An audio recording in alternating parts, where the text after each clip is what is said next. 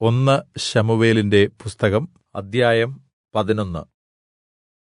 അതിനുശേഷം അമ്മോൻ രാജാവായ നാഹാശ് വന്ന് ഗിലെയാദിലെ യാബേശിനെതിരെ പാളയമിറങ്ങി. യാബേശിൽ വസിക്കുന്നവർ നാഹാശിനോട്, ഞങ്ങളോട് ഒരു ഉടമ്പടി ചെയ്യേണം, എന്നാൽ ഞങ്ങൾ നിന്നെ സേവിക്കാം എന്നു പറഞ്ഞു.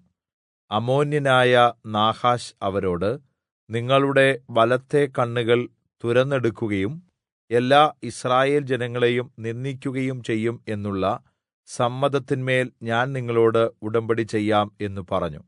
യാബേശിലെ മൂപ്പന്മാർ അവനോട്, ഞങ്ങൾ യിസ്രായേൽ ദേശത്തെല്ലാം ദൂതന്മാരെ അയക്കുന്നതിന് ഞങ്ങൾക്ക് 7 ദിവസത്തെ അവധി തരേണം.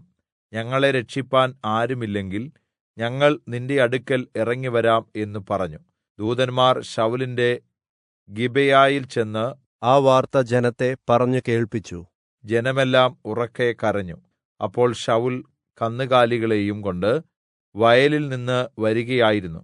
ജനം കരയുവാൻ കാരണം എന്ത് എന്ന് ശൌൽ ചോദിച്ചു. അവർ യാബേശ്യരുടെ വാർത്ത അവനെ അറിയിച്ചു. ശൌൽ വാർത്ത കേട്ടപ്പോൾ ദൈവത്തിന്റെ ആത്മാവ് അവന്റെ മേൽ ശക്തിയോടെ വന്നു. അവന്റെ കോപം ഏറ്റവും ജ്വലിച്ചു. അവൻ 2 കാളകളെ പിടിച്ചു, കഷണം കഷണമായി മുറിച്ചു, ദൂതന്മാരുടെ കയ്യിൽ യിസ്രായേൽ ദേശത്തെല്ലായിടത്തും കൊടുത്തയച്ചു. ആരെങ്കിലും ശൌലിന്റെയും ശമൂവേലിന്റെയും കൂടെ യുദ്ധത്തിന് വരാതിരുന്നാൽ അവന്റെ കാളകളെ ഇങ്ങനെ ചെയ്യും എന്ന് പറയിച്ചു. അപ്പോൾ യഹോവയുടെ ഭീതി ജനത്തിന്മേൽ വീണു. അവർ ഏകമനസ്സോടെ പുറപ്പെട്ടു. ശൌൽ ബേസെക്കിൽ വെച്ച് അവരെ എണ്ണി.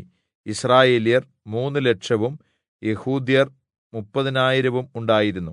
ദൂതന്മാരോട് ശൌൽ, നിങ്ങൾ ഗിലെയാദിലെ യാബേശ്യരോട്, നാളെ ഉച്ചയാകുമ്പോഴേക്ക് നിങ്ങൾക്ക് രക്ഷയുണ്ടാകും എന്ന് പറവീൻ എന്ന് പറഞ്ഞു.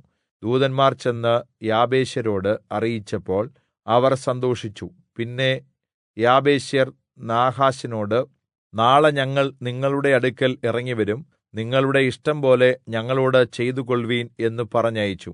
പിറ്റേ ദിവസം ശൌൽ ജനത്തെ 3 കൂട്ടമായി വിഭജിച്ചു.